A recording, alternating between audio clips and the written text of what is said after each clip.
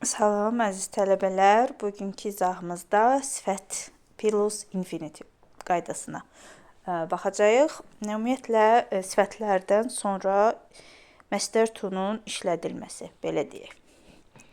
7-ci sinifin mövzusudur.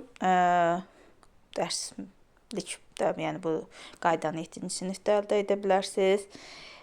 Burada nə deyir? Sifətlərlə, infinitiv feillərlə birlikdə müəyyən bir vəziyyəti və ya şəxsin hisslərini ifadə etmək üçün istifadə olunur. Bəzən bu daha çox həmin prosesi gücləndirmək üçün istifadə olunur.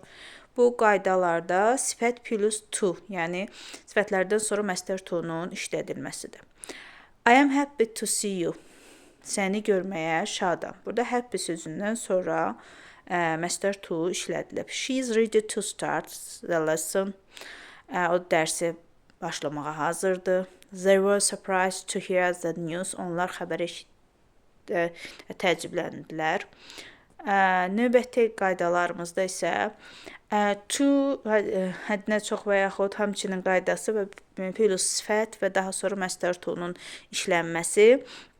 Bu quruluş nəyinsə mümkün olmadığını ifadə edir.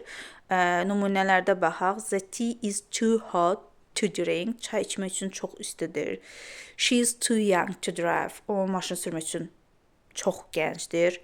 The problem was too difficult to solve.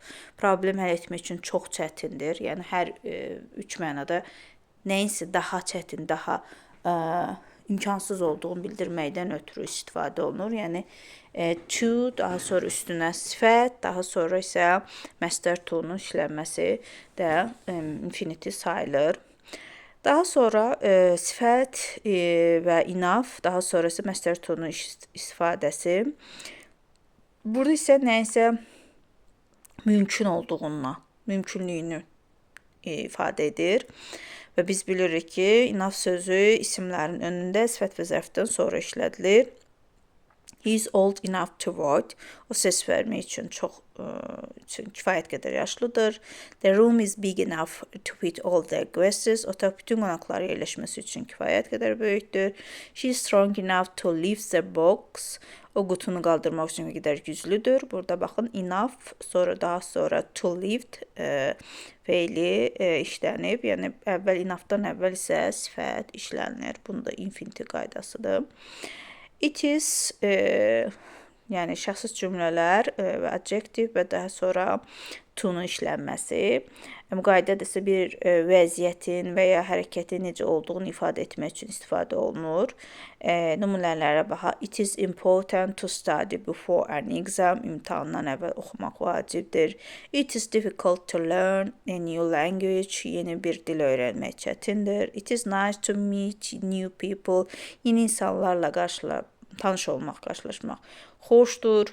Yəni buradakı it is-dən sonra sifət, daha sonra isə məstər to-lu feil gəlir. Bu qayda, digər qaydamız isə yenə həmin qaydanın ikinci dəfə yazmışam burada. Növbəti slaydımıza keçək. Slaydımız 2 dəfə düşüb və sifətlərdən sonra for someone və yaxud to, məstər to-nun daha sonra işlənməsi qaydasına baxırıq indi. Bu quruluşda müəyyən bir hərəkətin kimin üçün çətin, asan və vacib olduğunu ifadə edir. Sifət plus for someone plus to infinitive. It is easy for children to learn languages. Uşaqların dilləri öyrənməsi asandır. It was hard for her to find a job. Onun iş tapması çətin idi. It is necessary for us to be on time. Bizim vaxtında olmamız vacibdir. Yəni burada necessary sifət, for və orada fordan sonra someone, kimsə, yəni şəxs bildirən bir söz gəlməlidir. Daha sonra məstər to-lu feil işlənməlidir. Bu formanı yadda saxlayın. Suallara baxaq. Bu suallarda daha çox enough və yaxud to və digərləri istifadə olunub. The water is too cold to swim və yaxud enough və yaxud very qoya bilərik. Bunları siz tapacaqsınız. Yəni hər üç variantın cavablarını deyilən qaydalara uyğun olaraq fikirləşib kommentlərdə yaza bilərsiniz. Daha sonra biz bilərik ki, hansı sifətlərdən sonra məstər to gəlir. Axı biz bilirik ki, bəzi sifətlər var ki, özlərindən sonra ing şəkildə qəbul edir. Məstər to-nun hansı sifətlərdən sonra gəlməsini bilmək üçün biz o sifətləri əzbər öyrənməliyik.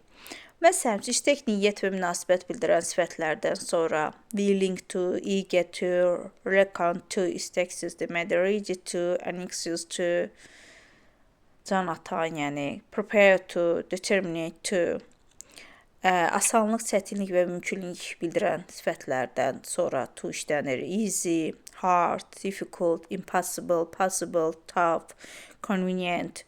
Baxın, bu sifətlərdən sonra məstər to işlənir, yəni infinitiv qaydası sayılır.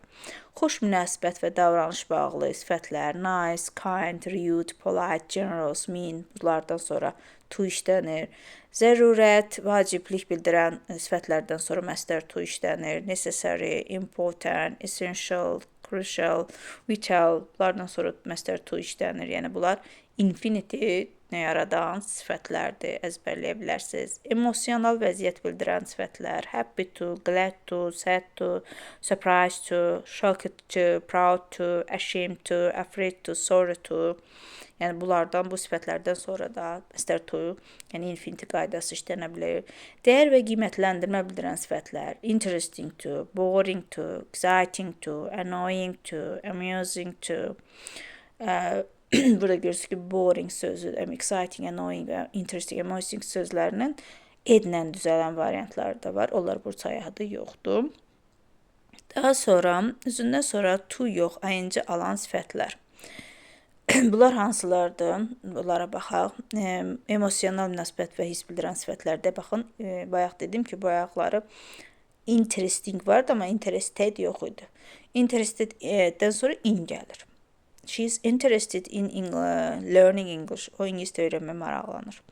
Good at, bad at, bacarıqlı, yaxud zəif olmaq, bacarıqlı olmaq. He is good at drawing. O şəkil çəkmək də yaxşıdır. Afraid of. I'm afraid of flying. Uçmaqdan qorxuram. Capable of, bacarıqlı olmaq. She is capable of solving the problem. O problemi həll etməkdə bacarıqlıdır. Tired of, bezmək. They are tired of waiting. O gözləməkdən beziblər. Diqqət və vərdiş və maraq bildirən sifətlərdən sonra da məstər to yox, to-nun işlənməsi var. Buradakı nədir? Use to, buradakı use to modaldır. Yəni sonra sadə fiil gəlir. Bu fərqli bir qaydadır, onu göstərmək istəyir. Baxaq, accustomed to, adətkar olmaq. Addicted to, kino, fond of, interested in, bayaq da yazmışdıq bunu. Yəni bunlar da tamam fərqli feillərdir. Və xülasə olaraq bildirək ki, sifətlərlə infinitiv feillərin birgə istifadəsi dili daha çox ifadəliyini artırır, daha ifadəli idi, cümlələr dəqiqliyini artırır.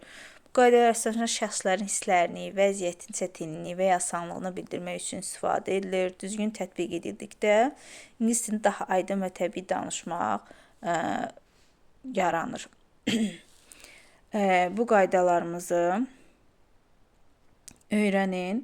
7-ci sinifdə verildiyinə görə qəbul imtahanlarında daha çox burada birinci qaydalardan göstərim. It is-lə istifadə olunan